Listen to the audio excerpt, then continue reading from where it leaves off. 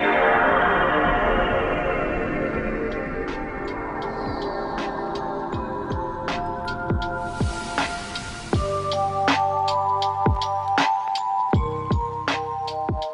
and welcome to GlitchCube, we're a gaming podcast, and each week we take a deeper look into the art of video games. As always, I'm Christian. And I'm Chris.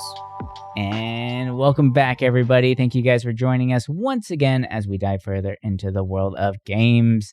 So this week we have some updates for you. Been checking out some different titles out there, and just all around good stuff, man. It's everywhere. Every genre hit right now. That's what it feels like. It does feel kind of like a little bit of a lull when it comes to big games. I don't know if you feel the same way, but it's more like little game catch-up mode right now, right? Like, after Pragmata, like, there was that, like, week or two, it felt like, where it was like, oh, here's Crimson Desert, here's Pragmata, here's, a couple games that all came out, and then it's been kind of quiet, right? Like, we had Tamagotchi Life come out recently, but that's not big. Right. And then the new Yoshi game comes out. So, like, Nintendo's been kind of dropping games over time, but there hasn't really been anything major. Like, I know at the end of this month, there's that new 007 game. Mm-hmm. But other than that, fun, I think... But I don't know if that's going to be, like, one of those game-changing games, right? Like, it's been a while since we had a moment like that. When you look at a lot of footage, like, I'm very interested in the game. It's just, you see a lot of, like, obviously Hitman in it because that they made those games. So, of course, they're going to, reuse a lot of stuff from it. I'm just curious because it's going to be where you can go a little more action-y than what you could in the Hitman games. So you can actually aim correctly? I hope so. Yeah, that'd be nice. But I'm hopeful for it. I think that, like, if it does allow you to have more action, that would be interesting. And I don't know, it'd be kind of nice to see that studio do something a little different than Hitman, even though the Hitman games are really enjoyable. But right. I know, like, later this year, like summer and stuff, there's going to be some cool games coming out. So I'm pretty excited about that. But indie games have been, pretty nonstop this year, I feel like. Yeah, there's been a lot of little ones coming out, and I feel like this year has kind of reopened my eyes to shorter games. Like, for the longest time, and it's really still is kind of like ingrained in my head. It's just, coming from a family that didn't have a lot of money, you picked your games very selectively, right? And it's like, okay, how much time am I going to get out of this game? And you want like X amount of hours, and it's tough, right? Like, I never really wanted to pick up a game that had a story that was 10 hours or less, right? Like, that felt way too short, especially whenever you put a price tag of like $60 on it, But with all these indie games coming out that are a little bit cheaper and there's just like a quick, shorter game experience, it has been kind of nice to see those things, right?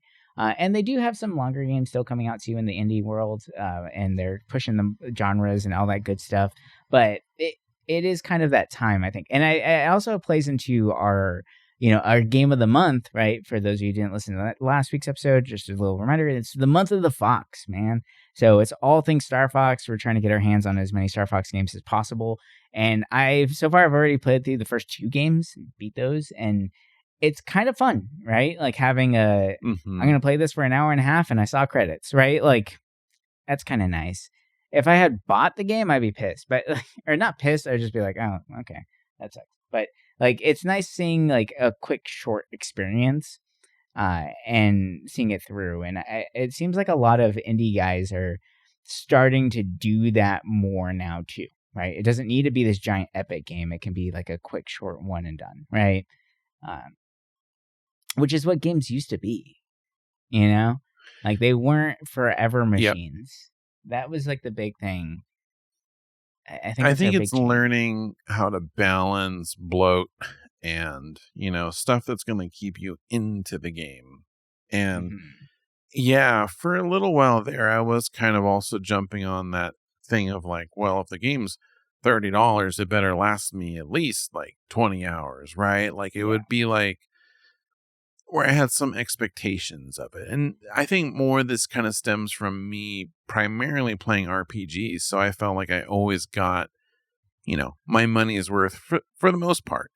Mhm. But as time goes on, I'm kind of enjoying shorter RPGs, right? The ones that go maybe 20 hours, 15 hours. Like it's a nice little bite-sized story. I mean, I Mhm. still really enjoy, the 80-hour adventures, 100-hour adventures. And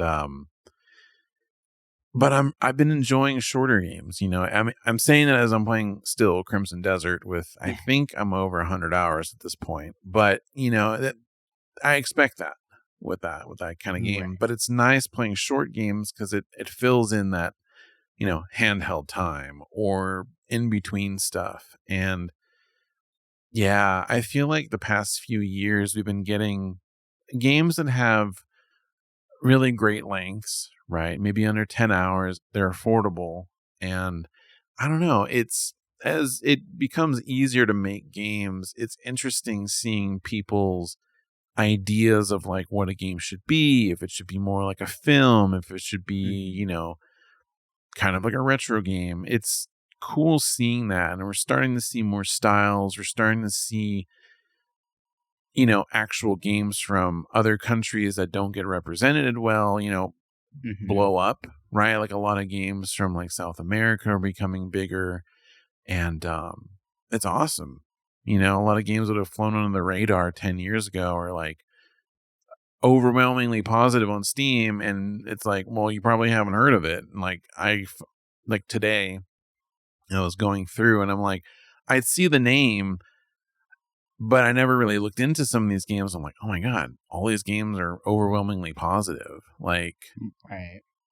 and I used to be really, I would say this past year, I haven't been as heavy on indie as as we like how we were, for the past few years. I feel like I've been kind of busy doing a lot more like retro stuff, like older stuff. So the indie scene's been kind of like in the back burner for me.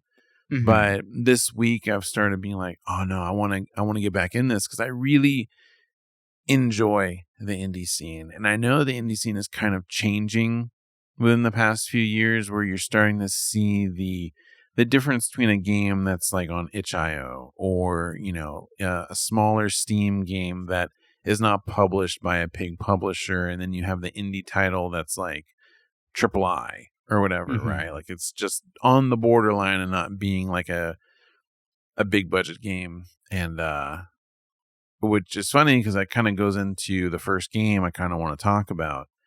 And so the game I just finished today was a Mixtape. Yeah. And for those that don't know it, last year there was a trailer for this very stylish game. It does that kind of like Spider-Verse thing where like the frames, like the characters' frame rate is like choppier than the landscape. It has that kind of visual style to it, which I kind of like. Sometimes it kind of looks like claymation, even though it's not. Mhm. And the thing that drew me to it was the soundtrack. Obviously, with a name like Mixtape, it needs to have good music. And as a sucker for a lot of the songs on this game, I was very drawn to it. And it's published by Annapurna. So, I think Annapurna, they definitely have more hits than misses with their games. And this one's no different. I know this Mhm. game has gotten a lot of like weird publicity. Reviewers when it first came out were giving it 9s and 10s, just totally blown away by this game. Other people like totally hated it. And, you know, I was very curious about that because I knew the soundtrack, but I was like, I don't know if I really want to play this because when I looked more into it, I'm like, this looks more like a movie than really a game. Right. And, after finishing it, it it really is like an interactive movie. Like obviously there's still some gameplay elements, right? But it's not like Life is Strange or like these kind of like story focused adventure games that a lot of people seem to have thought this was going to be. Mhm. I saw that a lot of people were thinking, there was going to be design choices that you could fail and change the story. And it's like, no, like it's very obvious that this is a story someone wanted to tell where you couldn't change anything. And that's fine. That's fine to have games like that. Not everything needs to be a game, right? If someone wants to tell a story digitally, that's fine, right? Yeah. Like it doesn't have to be a movie. It can just be a thing that has a little bit of gameplay stuff. And this is that game. It's just a different way of telling a story. It's just a different media source. That's all. And overall, I like this game. Right? Is it a 9 or 10 game? No. Is it like a 3 out of 10 game? No. I think it's the soundtrack 10 out of 10 for me. But the game as a whole is it's kind of between, and I would say it's a 7 because I think they did a really good job blending these songs into a story. But for me, I know another big thing that a lot of people are like mixed on is the amount of nostalgia in it. And I know it's supposed to be aimed more at Gen X and I would say older millennial. I'm like in the middle ground. So some of this, it goes over my head. Right. I'm like, in the 90s, I was a kid, right? I wasn't a teen. Like in this story, they're teenagers just getting out of high school, going to college. And I'm like, that wasn't until the early 2000s for me, which, has a whole different kind of nostalgia, right? We had fish bubble lamps and dolphin lamps and crap like that. Yeah. Not yo-yos and stuff like that. But well, we had yo-yos too. I mean, we had the Fushigi ball, right? Is that what it was called? Yeah. So we had that. But, a lot of people are like sick of the nostalgia stuff because when you're online a lot, at least where I'm going, I feel like I see nostalgia bait just thrown everywhere because it's easy interaction, it's easy content. And this game has a lot of, look, this is from the 90s, this is from the 80s. But I think this game is sincere about it, right? I think that whoever did this story remembers that time, right? Like they liked that time. They remembered these things. And at times, I kind of did feel like they were, throwing a little too much out there. But like I said, because to me, I was still kind of young during this era. Maybe it was a little closer to that, but I think it was fine with the nostalgia in a lot of ways. I think it played into the story well enough. And the story is basically, it's the last day before these three friends are breaking off. One's going to go college, one's going to a music studio to submit her mixtape, and it's kind of like those kind of coming of age stories that you're used to from like late 80s 90s. And I think that part like of it Waters is kind of film, that kind of vibe. I forgot the name. It's someone else that always gets kind of thrown in with that too. It might be that, but I think, the amount of like heat this game is getting, it's kind of odd and weird. A lot of people, when it comes to Annapurna, right? They're not a small they're not a small publisher, right? It's one of the two big indie publishers that when you look at it, you're like, okay, this is closer than a single A game, right? Like it's not your basement indie developer. But I think, when I think about the bad things that Annapurna has done, there's really only been one game that I thought is just completely awful. And so when people say, oh, Mixtape is like one of the worst, I'm like, have you played 12 minutes? Like 12 minutes is such a bad game, and it sucks because it's got great actors, right? It's got William Dafoe in it. Yeah. And he does a good job in it, but it's like that first 12 minutes of the game, it's like, oh, this this is an interesting idea. And then you start playing it and you're like, I'm not really liking this. And then you find out, the big spoil and you're like, this is awful. Like, right. It felt like someone was trying to be a hipster with the story and we're like, we're going to do something totally different. And it was just god awful. I beat the game. I think I actually 100%ed it because it was an easy trophy. And when I found that out at the end, I was like, oh man, like this isn't a good game. And that's rare for me to say. Like, I can usually find things I like in, games that are considered bad. But this one, I was like, this is just not good. And then I looked online and like everyone agrees for the most part with me. So I'm like, okay, I feel validated at least. But, this game, at least it tells a good story. It's very like, I want to sit and eat popcorn and kind of just watch this. Like, if you were to look at a Let's Play of it, you would get everything that you want out of it for the most part. And that's okay. Like, a lot of people are mad about that aspect. And I get it if you paid the full price for it. But I don't know. It's like paying for a movie.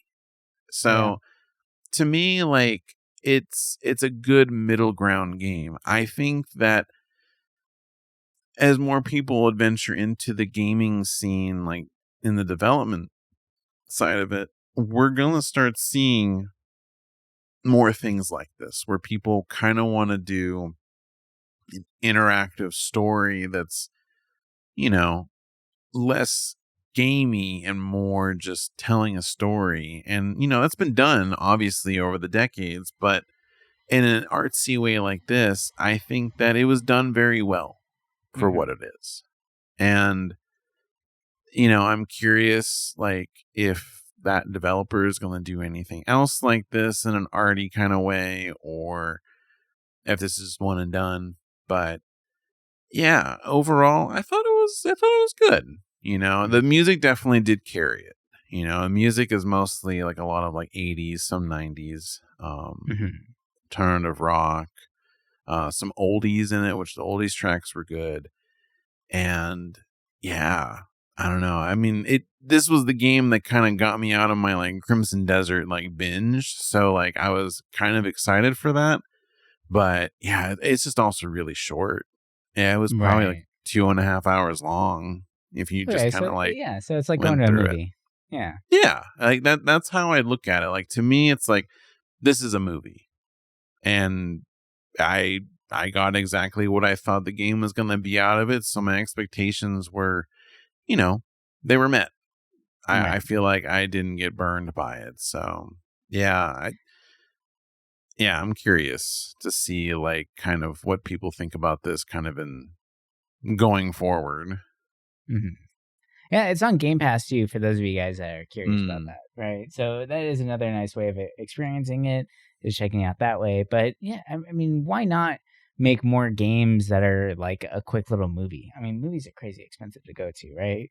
We started going to the movies again the last couple of weeks, and it's been, like $50 for both of us to go watch a movie. I'm like, we could have waited, right? But spend $20, get to immerse yourself in a game. Maybe if you have a partner that's cool with like watching or being a part of it, or they play one, you play one, right? Like, there's nothing wrong with that.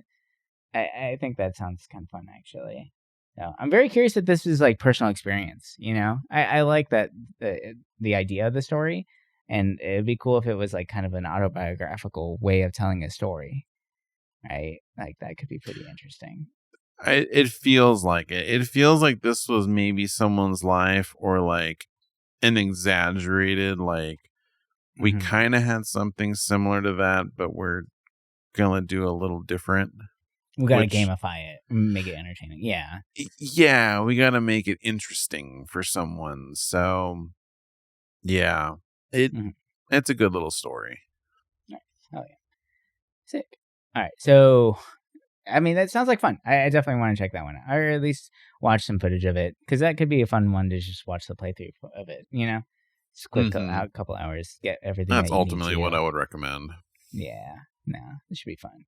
But okay, so A couple games I've been checking out, but one of them, last time I mentioned my whole like monster collecting kick, I started playing Monster Sanctuary before we talked about last month's game of the month kind of thing, and I found another game that I got kind of hooked on, and I'm still playing through it. I really enjoy this a lot. It's another monster collecting game because who doesn't love those kind of games, man? Right? This one's called Monster Crown Sin Eater, and it is a trip. Like it is very, I want to say like Pokemon, but adult. Like it is very adult theming when it comes to this stuff, but it's kind of weird because you have the juxtaposition of the pixel graphics. So it's kind of cutesy looking. And then like your character has like a gun, or it's like, oh, wow, look at this adorable little thing. I just bred my little monsters together and got this cute little thing. And then like your brother's head gets cut off. And, like it's that kind of level of like, oh, God, like this is kind of brutal, and it is harder as well. Like when it comes to Pokemon, you can basically mash the same attacks over and over again and you'll probably be fine. For the most part in this game, like the enemies that you encounter on the field, you could potentially get away with that if you're a high enough level, but where the real challenge comes into is the boss battles. The boss battles are very interesting. They're a lot of fun, and they're really challenging. You really do have to think about your party makeup and everything like that, and there's definitely some changes here to Monster Crown that I think are very I guess rewarding when it comes to comparing it to things like Pokemon, right? Like you have 8 monsters that you can carry with you. You are included in this too. So like if your monsters are out, like you jump into the battlefield, you're not going to do much, but you do have a gun. So you can at least try and shoot them for like 2 hit HP or whatever. Or you can try and run away, or use an item last minute, like those kind of things, So it at least gives you like an option. But I think one of the biggest things that is the biggest draw of this, and when it finally started to really make sense for me, was the evolution of this, right? So you don't evolve in the normal fashion when it comes to Monster Crown. You have to go through the breeding or the fusion. So you can breed your monsters together and then you get a nice little egg combined between the two. You can mix up the stats of the two monsters that you are breeding together. But your egg gets hatched at a level 1, so then you have to go through the grind again, right?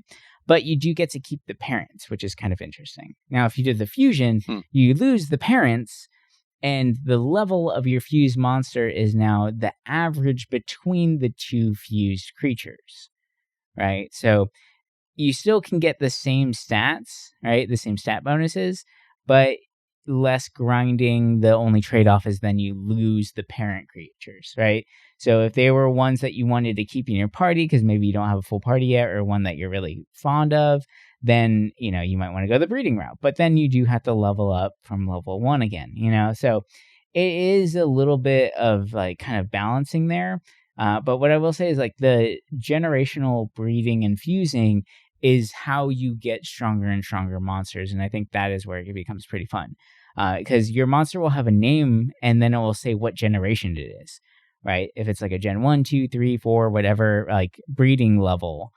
And you can breed like higher gen monsters together and get higher stat bonuses and things like that. So that's really the ultimate thing that you're trying to do is collect monsters, make it through the world, breed and fuse things so that you can then eventually create stronger and stronger monsters, right? So that part is where it really started to catch, really hook me whenever I was looking at the stats and things like that. So it is fun. And the animations, the art style is gorgeous. I think it's really fun. It's like Pokemon, but like a little creepy, right? And it's just, I don't know, there's something really nice about this. I've been looking for like a good Pokemon kind of game, and this does Pokemon and then some. Like you don't have just the basic 4 moves either. You can have, I think, like 7 moves at a time. When you fuse monsters together, you have a pool of moves that you can then swap out at like the little like breeder room. And the pool is a combination of the 2 monsters that were then fused together or bred together. So there's a lot of really nice aspects there of trying to like figure out the best party makeup for whatever fight you're going into and all that. And like I said, this game is hard. I have died a lot. The hardest part though, like with Pokemon, if you just die, then you don't lose any progress. You just end up in a Poke Center, But this one, you restart at your last save point. So you can lose a lot of progress if you have not saved for a while. So you got to kind of watch that. But yeah, no, this one's been a lot of fun. I'm having a blast with it so far. I definitely want to continue with it and all that stuff, but I don't know. We'll see how far it goes. I think this is more of like a pick up and play every once in a while kind of game, right? Nothing too crazy, but definitely a blast. You should check this one out too. I like this one. As a nice the little, variety quick play. in this genre is kind of fascinating to me. I don't know. And it's always like I feel like people who are really into this and like they're eating good, right? Yeah. Like there's just so many solid choices that, and when I think it too, it's kind of like they've always kind of been solid too. Not like, with roguelikes, it kind of got bloated, right? Deck builders got bloated. Like there was just so many of them, and there was so many like not so good ones. Whereas like the monster, I don't know, you call it monster catching, monster breeding, like all of it. It's just all of the games that I've seen kind of come out have always been kind of looked upon in a good way. And yeah, I'm like, I'm still in the mood for a game like it, but I'm just like, nothing has really spoken to me because I guess I just don't really know what I want out of one. Right. I was getting into Pokemon Black, and I was kind of enjoying it because I was making the game difficult, but I don't know. I guess for me, it's maybe I'm just not in the mood. I don't know. I do want to play one, so I don't know. Maybe I'll just keep going through Black, though. This one sounds really interesting too. There's some great ROM hacks too that I've been looking at as well. I'll talk about those some other time. But yeah, those ones have been pretty interesting catching my eye too, so I might check out some other ones as well. Ones that definitely changed the game completely, and actually have some city building aspects on it too. So maybe I'll talk about that one next week. But another game that definitely has caught my eye. Checked out the demo for it, and I'm really loving it right now. It's early release, right? But it's Alabaster Dawn from the people who made Crosscode, right? Great game. The visuals of this game are fantastic. It's a 2.5D action RPG, right? So hack and slash, crazy graphics, very pixel graphics, really beautiful to look at, all that good stuff, right? Like things that you would come to expect from a game like this. But it is really, really fun and really fluid, I would say. Like the combat feels very good. I don't know, like sometimes I feel like with some of these like 2.5D games, like the parry system feels weird, right? Or like the windows feel off. And this one, the combat just feels very fluid to me, and it's been just kind of a lot of fun going through it. The demo did something really nice where it demos out 3 different aspects of the game, so you get a little bit of everything. But the story itself is great. Like I am really into it. I'm very excited to see where it goes. I know it's early access right now, and it says that it's going to be in development for the next 2 years. So this could be something you pick up now, and then you get a little bit of trickle feed of some Alabaster Dawn through over the next couple of years. But from what I've seen so far, it's pretty amazing. The skill tree system is great. The gods that are in there are really fun. The challenging combat was there, and the really interesting puzzles is all there. So I'm really digging that aspect of it. I like the story of where it's coming from as well. So I don't know. I might have to jump on this one and just kind of get little updates for the next 2 years and see where it ends up. Because the demo was a lot of fun. I will say that for sure. So yeah, very excited about this one. Yeah, I loved Crosscode a lot, and I knew that they were working on a game, but I like totally kind of forgot about it. So it's kind of cool seeing like, oh, this is that game, and I just downloaded the demo too because I'm very curious about it. And like you said, it does seem early access, like where I think like only like 20% of the game is in it from what I'm seeing, but.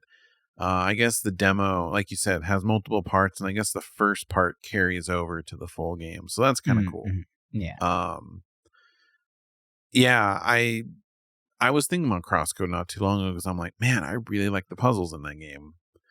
And I'm really excited to try this now because I just been wanting a game like this, something that's beautiful to look at and the combat looks fluid, just like CrossCode. So yeah, maybe next week I'll drop my impressions on it. I'm very excited to dive further into it. And it's kind of crazy. I mean, it's a gorgeous looking game. I haven't played CrossCode, so I definitely want to check that one out too. But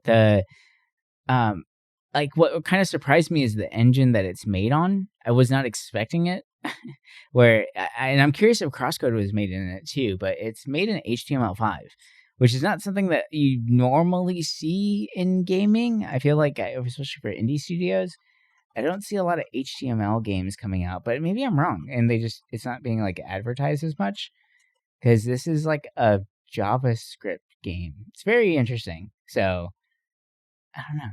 It's kind of fun to see though, but yeah. It's CrossCode was used with a modified Impact JavaScript. Okay. So yeah, it's basically the same thing. So, because if in order to do HTML5 gaming, you have to use JavaScript for it. So both games are just Java games. It's very trippy. I don't know, but they both look great and they both run like super fluid, right? Like, so I do find that really interesting and I want to explore that some more. Because now, like, as a game designer, like, I want to look into HTML gaming and see, like, how hard is it to do or, like, what's the level? Because these have a lot of polish to them, like, they're gorgeous to look at. Definitely. I don't know. The whole using, like, different engines has just been so fascinating to me and, like coding languages that are, like, not just, like, the usual ones that are used, right? Like C++ and stuff. Like, it's cool seeing, like, I don't know, something different. I think in a world we're going towards, Unreal Engine for everything, like every major studio is slowly catering to that. And I know Unity is still big, but I feel like Godot has gotten a lot bigger in that respect. But it's nice when you see something done, I don't know, something that you just would not expect. Mm-hmm. And I think that's kind of the beauty of where we're going with indie games is that people are just going to learn to make do with what's available and that's affordable. And it's kind of crazy that you can get a game looking this good with HTML5. Yeah. So it's a coding language you use to make websites, right? For those who don't know. Yeah. And they made an amazingly polished game, a long polished game. Like it's kind of mind blowing, honestly. But no, I'm very excited to see that. And I did find some tutorial videos. I'm going to be digging through those, right? Someone recreated Pokemon in JavaScript using HTML as well. I'm like, interesting, right? So I'm very curious to see what other things are like, how accessible is this, because like this could be an amazing avenue for other indie developers to go down because I believe that JavaScript is like a free resource, and like HTML is free. So you can just using your browser as your game preview window, you can make a game for free, right? Using this stuff. It's kind of nice. You're not tied down to Unity or Unreal or any of the other like kind of ridiculous things that they're putting on there, right? Like Unity with it trying to say that you owe them money for every dollar you earn or shit like that, right? Or having a crazy supercomputer to be able to run Unreal. Like, no, you can just run some HTML real fast and make a gorgeous game. It's really up to the designer, right? And like how passionate you are about your project. So it is cool to see that kind of stuff alive in games like this. But no, I'm very excited. I want to dive further in, and maybe we'll get another little update once you check out the demo too, see what you think of Alabaster Dawn. But it's got a lot of praise already. A lot of people are loving it, and I totally understand why. It's definitely a lot of fun. But anyway, I think that's going to do it for us this week. Hope you guys have enjoyed this little conversation here, and we'll talk to you guys next week with some more games and all that good stuff. But until then, bye for now.